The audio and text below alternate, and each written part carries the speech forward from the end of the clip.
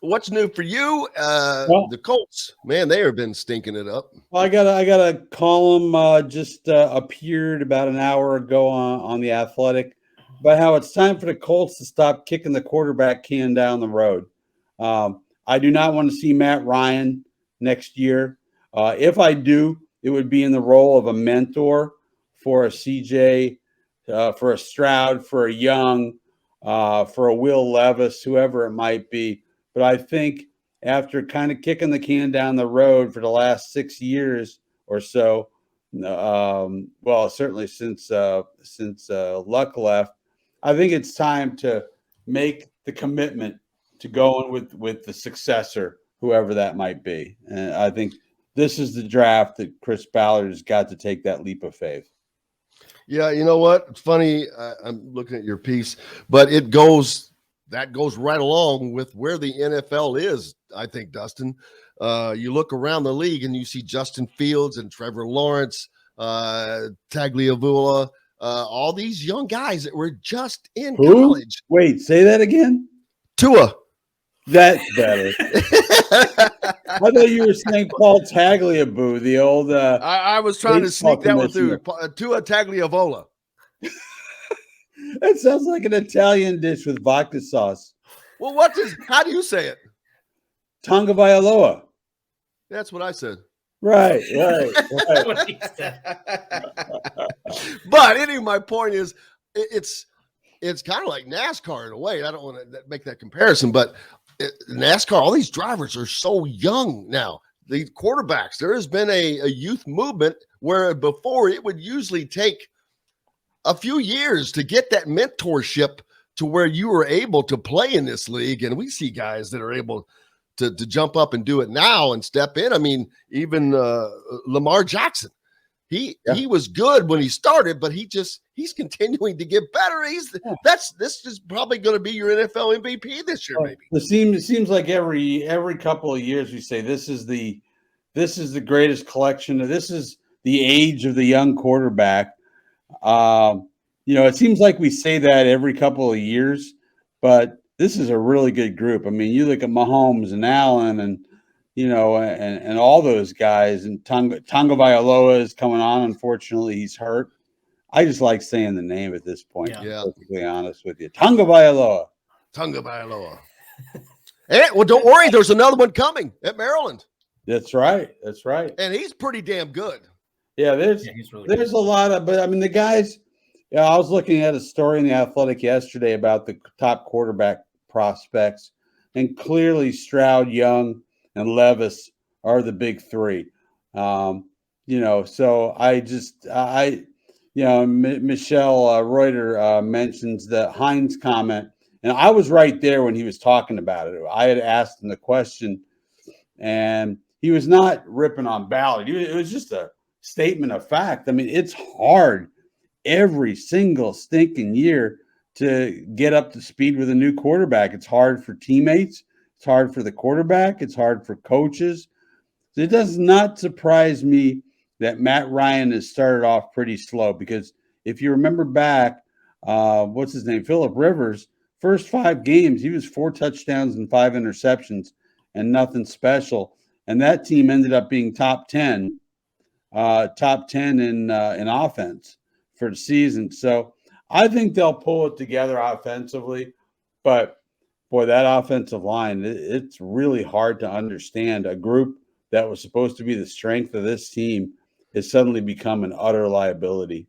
And that's ironic I'm sorry, Dustin. I was just going to say, how ironic is it of the similarities between the Colts and the Indiana Hoosiers? Yeah, no, I mean, we got to start growing some big fat guys that can move in this state. It's just, they have them. They just go to Clemson and Ohio State and other places. I never thought that losing Mark Lewinsky and Eric Fisher would be so devastating. But you look at what Ballard brought in to replace him. I mean, you got Danny Pinter, who's really a better center than he is a right guard, and he's playing right guard until he got blown out of there and replaced. And then at left tackle, Matt Pryor has never really played left tackle before. So that, to me, is completely on the general manager. for failing to adequately replace Eric Fisher and Glowinski with two guys who can play a lick. I think about even as recently as 3 or 4 years ago, if you looked at a matchup between Matt Ryan and Russell Wilson, you'd think there's going to be a lot of points scored. But this game on Thursday night, through 4 games, features 2 of the ugliest offenses. Yeah. Like it's going to be, unless somebody pulls it together, it's going to be one of the uglier primetime games I think we've seen early in the NFL season. I mean, I think. Do you think Denver's kind of dealing with that same thing, the adjustment process? Exactly. And they've had some injuries too, and obviously they lost their fine running back Javonte Williams. So Melvin Gordon is going to have to go on Thursday night. We don't know about the Colts, but yeah, Denver's got to be suffering buyer's remorse at this point. But I would say be patient. I remember talking to Bill Polian during training camp, and you've made it very clear. He said, I think these first 4, 5, 6 games, Matt is really going to struggle. The offense is really going to struggle. And that's all abundantly true. But, man, this offensive line, if they can't pull themselves together, I don't care if you got Tom Brady or Patrick Mahomes back there, it ain't going to work. Speaking of former offensive components of the Colts, I saw that Jizzy James is committed to Cincinnati. Jizzy James is the son of Edgerrin James. Isn't that great? I just happened to see that. I want talk about wanting to say the name. Yeah, I just wanted to say the name. Jizzy Tagovailoa. That would be something. I mentioned Indiana, and they are in a quagmire. They just lost at Nebraska, which is a tough place to play, but right now was probably as good a time to get a win there as you're going to get. Yep. And they were not able to do that. Yeah, I looked down the schedule, and it's I don't think they're going to be favored at home against Rutgers, depending on what plays out. But Michigan is next up and at home. But I don't know that I see another win on the schedule for Indiana. The Rutgers game is possible, but that's on the road. Maryland is at home. They're playing well, and they're very good offensively throwing the ball, which has suddenly become a nemesis to Indiana, shockingly. But you mentioned Tagovailoa. There will be one in Bloomington in a few weeks as well. So you should come to see that, and you can say the name all day. Yeah, it's been very frustrating to watch. I watched the game against Nebraska. I mean, that is a really bad Nebraska team. That's as bad a Nebraska team as I can remember in my lifetime, and yet they put it to Indiana after being tied 21-all. I don't know what to say about Indiana, Jim. I mean, people are starting to lose their patience. You look at what's gone on around the Big Ten with Paul Chryst. You look at what happened with Scott Frost. I think people are starting to wonder. Now, personally, I think the worst thing Indiana can do is make yet another change. Yeah. I mean, they are closing in this week on the 699th loss, which is the most in Division I football history. 699th loss in program history. So that tells me that their issues go far beyond an individual coach. And I think they need to stick with Tom Allen through thick and thin and see where he can take them. Making yet another move may palliate the masses for a short period of time. But as we have seen from history tells us that changing coaches every 4 or 5 years at Indiana is not a recipe for success. Right. And they're going to have to make they will have to make some changes to their staff. Yeah, I think in the off season, but to that point, especially this year, because you just mentioned Wisconsin is already open, Colorado, Nebraska, those are some big time jobs. And if you're Indiana, you're not going to compete with those. So who are you going to be able to allure? Right. And as Jim and I have talked, and Jim made this point, if you get somebody really good and he does really well, there's a good chance he's out the door in a couple of years. Yeah. Yeah.